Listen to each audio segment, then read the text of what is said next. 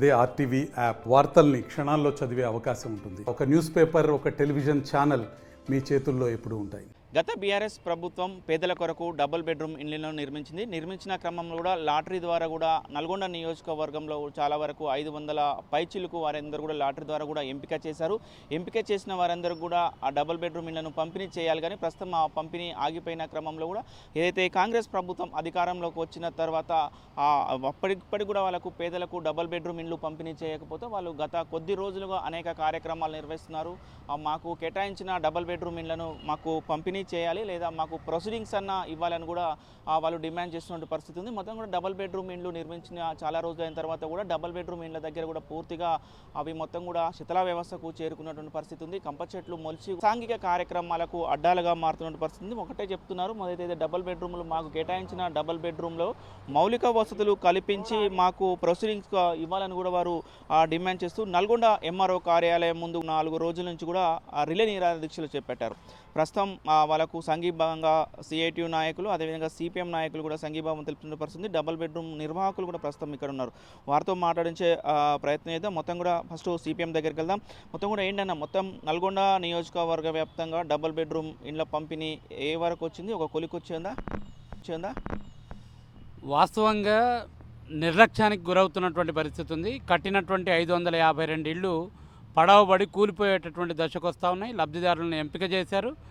ఎంపిక చేసినటువంటి లబ్ధిదారులకు ప్రొసీడింగ్స్ ఇచ్చి వాళ్ళని ఇళ్లలోకి పంపమని చెప్పి గత 4 మాసాలుగా అనేక రూపాల్లో ఆందోళనలు చేస్తాను. జిల్లా కలెక్టర్కు చెప్పాము, ఆర్డీఓకి చెప్పాము, ఎంఆర్ఓకి చెప్పాము, మళ్ళీ ఎంఆర్ఓకి చెప్పాము, మళ్ళీ ఆర్డీఓకి చెప్పాము, మంత్రికి చెప్పాము. కాంగ్రెస్ వాళ్ళు ప్రెస్ మీట్ పెట్టారు, మేము ఇస్తున్నామని చెప్పానన్నారు. కానీ ఇచ్చేటటువంటి పరిస్థితి లేదు. నిజంగా మంత్రికి పేదలకి ఈ డబుల్ బెడ్రూమ్ ఇళ్ళు పంచాలనేటటువంటి చిత్తశుద్ధి ఉందా లేదా తేల్చుకోమని చెప్తాను. మేము ఇవ్వము అని చెప్పానంటే మేమే అక్కడికి వెళ్తాం, మేము ఇళ్లలోకి వెళ్తాం. అక్కడ కొన్ని మౌలిక వసతులు కావాల్సింది, డ్రైనేజీ, తర్వాత రోడ్లు, విద్యుత్ సౌకర్యం, మంచినీటి సౌకర్యం కావాల్సింది. వీటి కోసం నిధులు కేటాయిస్తామని చెప్పానన్నారు. 4 మాసాల నుంచి నిజంగా చిత్తశుద్ధి ఉంటే 4 మాసాల్లో ఈ పనులన్నీ కూడా చేయొచ్చు. 2 సంవత్సరాలు అవుతుంది డ్రా తీసి. 2 సంవత్సరాల నుంచి ఒక్కొక్క కుటుంబం నెలకు 3,000 రూపాయలు చొప్పున అద్దెలు కడతా ఉన్నారు. నెలకు 3,000 రూపాయలు అని చెప్పానంటే నెలకు 2 సంవత్సరాలకు లెక్కేసేస్తే 24 నెలలు. 24 నెలలు అని చెప్పానంటే దాదాపు 7 లక్షలు 8 లక్షల రూపాయలు అద్దెలే కట్టేటటువంటి పరిస్థితి వస్తూ ఉంది. అందుకని ఈ అద్దెలకు చెల్లించలేనటువంటి పరిస్థితిలోనే ఇబ్బందులు ఉండి ఎంఆర్ఓ ఆఫీస్ దగ్గర కూర్చున్నాం. లక్షల కోట్ల రూపాయలు ప్రజాధనం దుర్వినియోగం చేసేటటువంటి పరిస్థితి వస్తూ ఉంది. అదే పెద్దోళ్ళకైతే ఈ పాటికి పంపిణీ చేసేటటువంటి వాళ్ళు, పేదవాళ్ళకు సంబంధించినటువంటి ఇళ్ళు చేయబట్టి పంపిణీ చేయట్లేదు. ఇప్పటికైనా అధికార యంత్రాంగం, మంత్రి జోక్యం చేసుకొని ఫీల్డ్ విజిట్ చేసి, ఈ నియోజకవర్గ మంత్రి ఎమ్మెల్యేగా ఉన్నట్టు కాబట్టి ఫీల్డ్ విజిట్ చేసి పేదలని వెంటనే ఆదుకునేటటువంటి ప్రయత్నం చేయాలని చెప్తాను. లేని పక్షంలో అవసరమైతే మంత్రి ఇంటిని కూడా ముట్టడిస్తాం, మంత్రి ఇంట్లోనే వండుకొని తింటామని చెప్పి ఈ సందర్భంగా తెలియజేస్తాం. కాంగ్రెస్ నాయకులు ఏం చెప్తున్నారంటే, మొత్తం కూడా ఏవైతే డబుల్ బెడ్రూమ్ ఇండ్లకు సంబంధించిన వాళ్ళని కూడా ఈ సిపిఎం పార్టీ ప్రతిపక్షాలు మొత్తం కూడా కూడగట్టుకొని ధర్నాలు, రాస్తారోకులు చేయిస్తున్నారు. ఎట్టి పరిస్థితుల్లో వాళ్ళకు మేము ఇచ్చేది మాత్రం మేమే, కానీ వాళ్ళు మాత్రం మోసపోతున్నారు పేదలు అని కూడా చెప్తున్న పరిస్థితి. ఏం చెప్తారు దీని మీద? అంటే సిగ్గుపడాలి. అంటే పాత నానుడు ఒకటి ఉంది, వస్త కూసో అని చెప్పానంటే పోయి కూర్చుండట వాడు. ఇక వాడు వచ్చేది లేదు, ఇచ్చేది లేదు, సచ్చేది లేదు అన్నట్టుంది. ఆయన ఇస్తా అని చెప్పనంటున్నారు. ఇస్తా అంటే కడుపు నిండదు ఎవడికి. ఇస్తే కడుపు నిండుతుంది. పెడతా అని చెప్పానంటే కంచంలో బువ్వ పెడితే అది తింటే కడుపు నిండుతుంది. ఇస్తా అన్నావు కదా, నువ్వు ఇస్తే వీళ్ళంతా మాతో పాటు రారు కదా. నువ్వు ఇచ్చేసేసి వాళ్ళని గృహప్రవేశాలు చేస్తే మళ్ళీ మేము పోయి మీ ఇళ్ళ కోసం రమ్మని చెప్పానంటే మమ్మల్ని జబ్బులు పెడతారు. ఇస్తా అని చెప్పనంటున్నావు కాబట్టి ఇచ్చేసేస్తే పరిష్కారం అయిపోతుందిగా. నువ్వే పిలిచి మేమెవరం రాము, ఈ 552 మంది ఎవరో నీ దగ్గర లిస్ట్ ఉంది కదా, 552 మందికి నువ్వు ఒక ఫంక్షన్ హాల్లో మీటింగ్ పెట్టేసేసి వాళ్ళకు ఎంఆర్ఓని పిలిచి, ఆర్డీఓని పిలిచి ప్రొసీడింగ్స్ ఇచ్చేసేసి పలానా నెంబర్ ఇల్లు పలానా మీకు వచ్చింది పొండి అని చెప్పానంటే, దాని తర్వాత సిపిఎం వాళ్ళు లేకపోతే మిగతా పక్షాలు ఎవరైనా పిలిస్తే వీళ్ళు వస్తే అప్పుడు రాజకీయం చేస్తారని చెప్పానాలి. ఇవ్వకుండా రాజకీయాలు చేస్తారని చెప్పానంటే అట్లా. సమస్య ఉంది కాబట్టి సిపిఎం అడుగుతుంది. సమస్య ఉన్న ప్రతి చోట సిపిఎం పార్టీ ఉంటుంది. సమస్య లేకుండా చేసేటటువంటి పని పాలకులుగా వాళ్ళు ఉన్నారు కాబట్టి చేయాలి. సమస్య లేకుండా చేయమని చెప్పండి, అప్పుడు మేము అడిగితే తప్పు అవుతుంది అది. అందుకని సమస్య లేకుండా చేసేటటువంటి పని చేయకుండా ఉట్టి కళ్ళబొల్లి కబుర్లు చెప్పేటటువంటి ప్రయత్నం చేస్తే మాత్రం తప్పు అవుతుంది. అది తప్పుడు పద్ధతి. ప్రెస్ మీట్లు పెట్టడం కాదు, నిజంగా వాళ్ళకి చిత్తశుద్ధి ఉంటే వెంటనే ప్రొసీడింగ్స్ ఇచ్చి ఇళ్ళు మంజూరు చేయాలని చెప్పి కోరుతా ఉన్నాం. కాంగ్రెస్ పార్టీ అనేది ఈ ప్రజల్ని పేదల్ని హింసించడానికి ఉన్నట్టుగా కనబడుతుంది.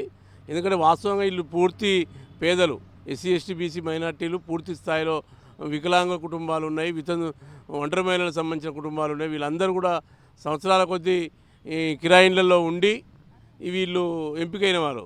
దాదాపు నల్గొండ పట్టణంలో 9,000 మంది దరఖాస్తులు పెట్టుకున్న సందర్భంలో అవి డ్రాదార తీశారు. ఎంపిక చేసిన తర్వాత సర్వే చేసి క్లియర్గా ఒక 3,000 మందిని అర్హులని తేల్చారు. ఆ 3,000 మంది నుంచి వీళ్ళు అన్ని వివిధ ఫంక్షన్ హాల్లో పెట్టి వీడియో కెమెరాలు పెట్టి పూర్తి స్థాయిలో ఎంపిక చేశారు. దాని తర్వాత ఎంపికైన వాళ్ళకు కూడా అప్పటికప్పుడు అన్ని సర్టిఫికేట్లు తెచ్చుకొని వివిధ ఎంఆర్ఓలు నల్గొండ చుట్టుపక్కల ఉన్న కట్టంగూరు, మునుగోడు, చండూరు నిజమే వీళ్ళు అని చెప్పి తేల్చిన తర్వాతనే ఇచ్చారు. కాబట్టి నిర్ణయించారు. అయినా కానీ ఇంకా ఇవ్వకపోవడం 2 సంవత్సరాలు దాటింది. వీళ్ళు వచ్చి కూడా ఇప్పుడు 16 నెలలు అవుతుంది. ఆ ఏమైనా మౌలిక సదుపాయాలు కొన్ని ఉన్నాయి, అవి చేస్తే సరిపోద్ది. అది చేయలేము అని అంటే వీళ్ళైనా ఇప్పుడు ఈ 2 ఏళ్ళ కట్టిన ఇంటి కిరాయిలు వేసుకుంటే ఆ పనులు అవుతాయి.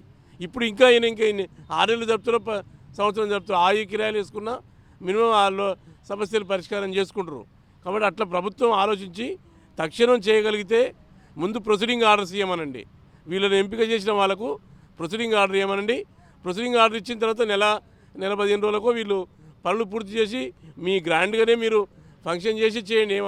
కాదనట్లే మీ ఆర్భాటాల కోసం వాళ్ళని కిరాయిలు కట్టుకోమని ఈ కిరాయిలలో బాధపడే పరిస్థితి తీసుకురావద్దని చెప్పి మేము కోరుతున్నాం. 23లో 552 మందిని డబల్ బెడ్రూమ్ ఇళ్ళ డ్రా ద్వారా సెలెక్ట్ చేయడం జరిగింది.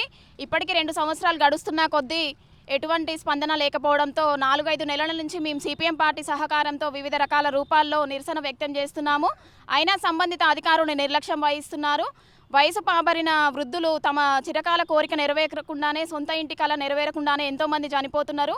వివిధ రకాలైన ఒంటరి మహిళలు, వికలాంగులు, వయోవృద్ధులు ఆర్థిక భారంతో మానసిక క్షోభ అనుభవిస్తున్నారు. ఇప్పటికైనా సంబంధిత అధికారులు చొరవ తీసుకొని మాకు అక్కడ పట్టాలు కల్పించి సంబంధిత మౌలిక సదుపాయాలన్నీ కల్పించి మా ఇల్లు మాకు ఇస్తారని నమ్ముతూ తెలియజేస్తుంది. మల్లిక. ఏంటి ఇప్పుడు నీకు డబుల్ బెడ్రూమ్ లాటరీ ఇచ్చారా? పంపిణీ చేయలేదా? చేయలేదు. ఇంకా కేటాయించిరా? నీకు ఏ ఫ్లాట్ ఇచ్చినా ఏమైనా చెప్పిరా? ఏం చెప్పలేదు. ఎట్లా ఉంది మరి ఇప్పుడు? ఏంటి మీ పరిస్థితి ఏంటి? మీరు అడిగారా? అడిగితే ఏం చెప్తున్నారు? ఏం ఇస్తామంటారు, ఇంతవరకు ఇంకేమి ఇవ్వలేదు. ఇంకా అట్లనే జరుపుతురు. ఈ కిరాయిలు కట్టుకొని ఉండాలంటే ఇబ్బంది అవుతుంది. ఇప్పుడు 2 ఏళ్ళ సంది ఏది లేదు. ఇంకా ఏం చేస్తారు మీరు మీ సార్ ఏం చేస్తారు? ఏం జాబ్ చేస్తారు? సాంచాలు నడుపుతారు, పవర్ లూమ్స్. ఎంత వస్తుందమ్మా ఒక నెలకు? మొత్తం ఎంత వస్తుంది మీకు? మేమిద్దరం చేస్తేనే 15-12 అట్లనే అవుతుంది. కిరాయి కట్టుకొని ఇట్లా పిల్లలతోని మస్తు ఇబ్బంది అవుతుంది. ఇంటి కిరాయి ఎంత కడుతున్నావు ఇప్పుడు? 4,000. మరి ఎట్లా కుటుంబం ఎట్లా గడుస్తుంది? 4,000 రూపాయలు ఇంటి కిరాయి, నిత్యావసర కిరాయికి ఇంటి కిరాయికే పోతున్నాయి. దానికి దీనికి అన్నిటికి ఇబ్బంది. ఇల్లు అన్న వచ్చింది ఇస్తారేమనుకుంటే ఇప్పుడు 2-3 ఏళ్ళ సంది ఇట్లనే జరుపుతురు. వచ్చింది అనే కానీ ఇంతవరకు ఇచ్చింది లేదు. ఇప్పుడు ఏం డిమాండ్ చేస్తున్నావు మరి ప్రభుత్వాన్ని? ఇప్పటికైనా ఇస్తే మంచిగా ఉంటుంది. ఇన్ని రోజుల సంది లేట్ చేసిరని అనుకుంటున్నాను. ఇప్పుడైనా ఇస్తే బాగుంది. గవర్నమెంట్ ఆలోచించి పేదలకు అని. 24 సంవత్సరాల నుంచి ఉంటున్నాయి సార్. నిన్న మొన్న కూడా ఇల్లు ఖాళీ చేయమని ఓనర్ వాళ్ళు కూడా అంటున్నారు. ఎక్కడికి వెళ్ళాలో కూడా మాకు అర్థం అవుతలేదు. ఇదన్నా ఇస్తే ఆ ఇంట్లో ఉండాలని మేము ఆలోచిస్తున్నాం సార్. ఇప్పుడు కూడా ఇవ్వకుండా ఇట్లా ఉన్నారు. ఎప్పుడు ఖాళీ చేయి అంటారు. కిరాయి ఇంట్లో ఉంటుంటే మాకు భర్త లేడు, చనిపోయినాడు. పాప ఉంది, బాబు ఉంది. ఎప్పుడు ఖాళీ చేయన్న అంటే ఎక్కడ చదువుకొని పోవాలి మేము? ఇట్లా సొంత ఇల్లన్నా ఉంటే మేము ఉందామని ఆలోచన. 6 మాసాలు అవుతున్నది. ఈ యొక్క కార్యక్రమాలు డబుల్ బెడ్రూమ్ లబ్ధిదారులకు అందులో చేర్చాలని, వాళ్ళకు సంబంధించిన పట్టా కాగితాలు ఇవ్వాలని చెప్పేసి ఇప్పటి కలెక్టర్ గారికి, అదేవిధంగా ఆర్డీఓ గారికి, ఎంఆర్ఓ గారికి ఒక్కొక్కరికి 2 దఫాలుగా దరఖాస్తులు, వినతి పత్రాలు ఇచ్చినా కూడా స్పందన లేకపోవడం చాలా బాధాకరం. వీళ్ళందరూ కూడా పేదవాళ్ళు. సంవత్సరాల తరబడి కిరాయిలలో ఉంటూ నివాసం ఉండి కిరాయిలు కట్టుకోలేక చాలీచాలని కూలి వస్తున్న సందర్భంలో ఈ గత ప్రభుత్వంలో వీళ్లకు డబుల్ బెడ్రూమ్ ఇండ్లు ఇచ్చేది. వాళ్ళు ఇవ్వకపోవడం చాలా దురదృష్టకరం. ఇప్పుడు బీఆర్ఎస్ ప్రభుత్వంపై ఇప్పుడు కాంగ్రెస్ ప్రభుత్వం, రేవంత్ రెడ్డి గారు వారి నాయకత్వంలో ఇక్కడ ప్రభుత్వం తెలంగాణలో ఏర్పడిన తర్వాత ఇక్కడ మంత్రి గారు వెంకటరెడ్డి గారు కూడా మంత్రి గారు అయ్యారు. అది కూడా మళ్ళా గృహ సంబంధించిన రోడ్డు భవనాల శాఖ మంత్రి. కానీ ఇక్కడ ఉన్న పేదలందరికీ కూడా ఆయన గత 5 సార్లు ఇక్కడ ఎమ్మెల్యేగా మంత్రిగా చేపట్టాడు. కానీ ఈ ఒక 25 సంవత్సరాల కాలంలో ఆయన సంబంధించిన ఎమ్మెల్యేగా ఉన్నప్పుడు కూడా ఏ ఒక్కరికి కూడా ఒక గుంట జాగా ఇచ్చిన పరిస్థితి కనపడలేదు. ఇప్పుడు ఇచ్చిన ప్రభుత్వం, గతంలో ఇచ్చిన ప్రభుత్వం అన్న వారికి పట్టా కాగితాలు ఇచ్చి వారి యొక్క ఇళ్లకు దొలితే వారి యొక్క నిజాయితీని నిరూపించుకోవాల్సిన అవసరం ఉన్నది. కనుక ఇప్పుడైనా మంత్రి గారు స్పందించి ఈ యొక్క పేదలను ప్రజా పాలన అంటున్నారు, పేద ప్రజల కోసమే మా ప్రభుత్వం అని చెప్తున్నారు. కనుక ఈ పేద ప్రజలను ఆదుకోవాల్సిన బాధ్యత ప్రభుత్వాలపైన ఉన్నది. కనీస అవసరాలు తీర్చలేని ఈ పరిస్థితులలో వాళ్ళు అనేక సంవత్సరాలు ఇబ్బంది పడుతున్న పరిస్థితి ఉన్నది.